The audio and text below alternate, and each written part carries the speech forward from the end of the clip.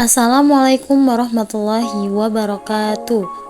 Perkenalkan, nama aku Wulandari dengan NIM 10521033. Tujuan video adalah untuk memenuhi tugas UAS mata kuliah Ekonomi Moneter dengan dosen pengampu Rika Rahmadina Putri. Materi yang akan aku sampaikan adalah implementasi kebijakan moneter di Indonesia. Berikut penjelasannya.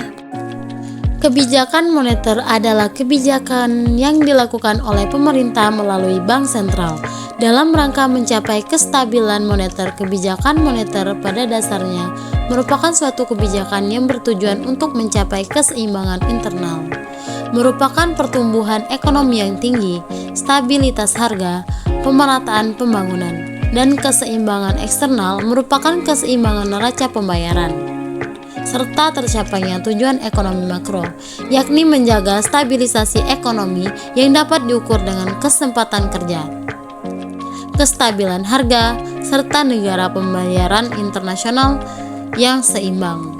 Apabila kestabilan dalam kegiatan perekonomian terganggu, maka kebijakan moneter dapat dipakai untuk memulihkan dengan tindakan stabilisasi.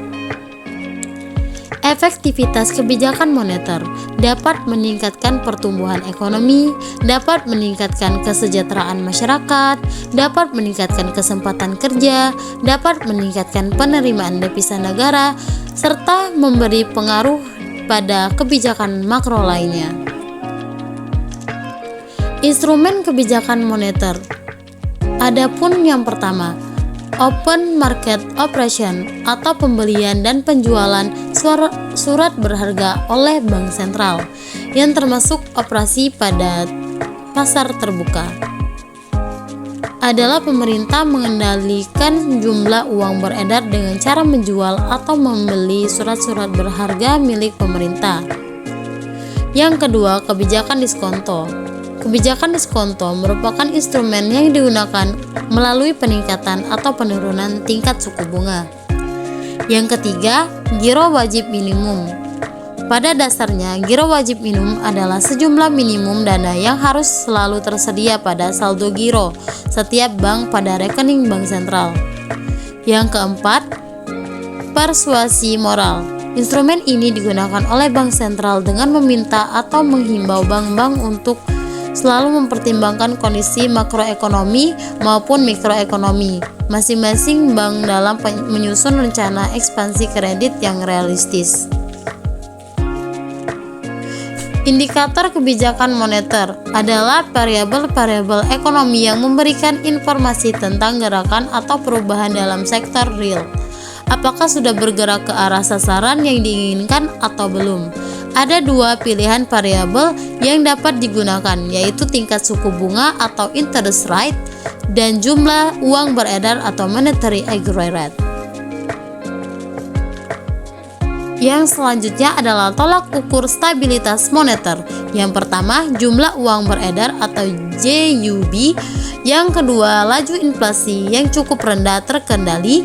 Yang ketiga, suku bunga pada tingkat yang wajar. Yang keempat, nilai tukar rupiah yang realistis. Dan yang kelima, ekspektasi atau harapan masyarakat terhadap moneter.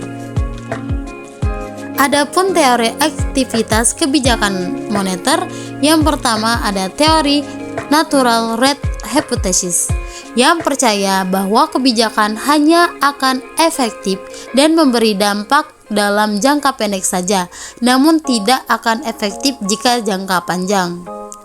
Adapun yang kedua, teori rational application hypothesis yang percaya bahwa baik dalam jangka pendek maupun dalam jangka panjang, kebijakan moneter tidak akan efektif.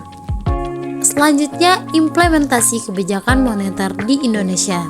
Pada bagian ini akan diuraikan mengenai perjalanan singkat sejarah implementasi kebijakan moneter di Indonesia.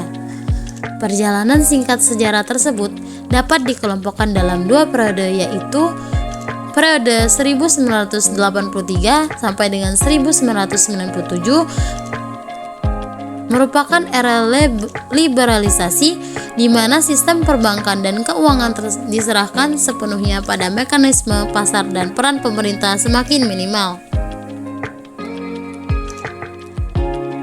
Yang pertama, periode 1983 sampai dengan 1997. Perkembangan ekonomi Indonesia tidak terlepas dari pengaruh lingkungan perekonomian regional dan lingkungan ekonomi global. Hingga dekade tahun 1970-an, hampir semua negara di Asia melakukan pembatasan pagu kredit, suku bunga kredit, dan capital inflow. Pembatasan-pembatasan tersebut ditujukan untuk melindungi industri domestik dari pengaruh eksternal.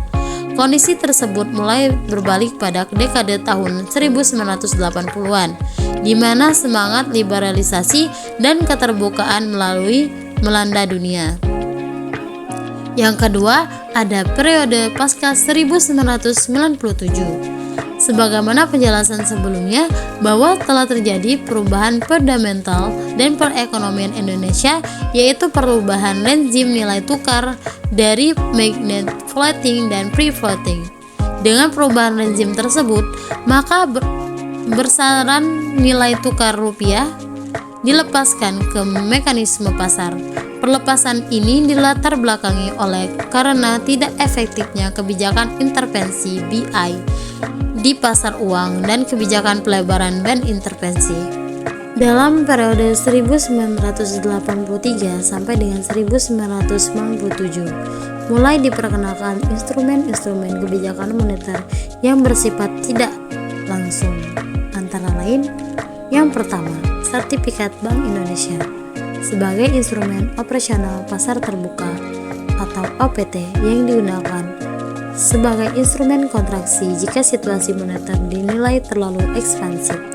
Yang kedua, fasilitas diskonto yang dapat digunakan oleh bank-bank sebagai alternatif dalam pengendalian likuiditasnya disediakan sejak Februari 1984. Yang ketiga, surat berharga pasar uang merupakan instrumen OPT yang digunakan sebagai instrumen ekspansi jika situasi moneter dinilai terlalu kontraktif. Yang keempat, cadangan primer masih digunakan sebagai instrumen tidak langsung. Adapun instrumen-instrumen pengendalian moneter di Indonesia periode 1983 sampai dengan 1997. Yang pertama, giro wajib minimum. Yang kedua, pengurangan atau penghapusan kredit langsung atau likuiditas. Yang ketiga, fasilitas diskonto. Yang keempat, fasilitas rediskonto. Yang kelima, OPT. Yang keenam, operasi valuta asing.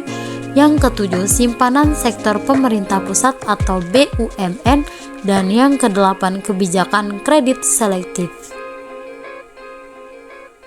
Instrumen-instrumen pengendalian moneter di Indonesia periode pasca 1997 ditambahkan. Yang pertama, intervensi rupiah atau fasilitas simpanan bank sentral. Yang kedua, sertifikat wadiah Bank Indonesia atau SWBI.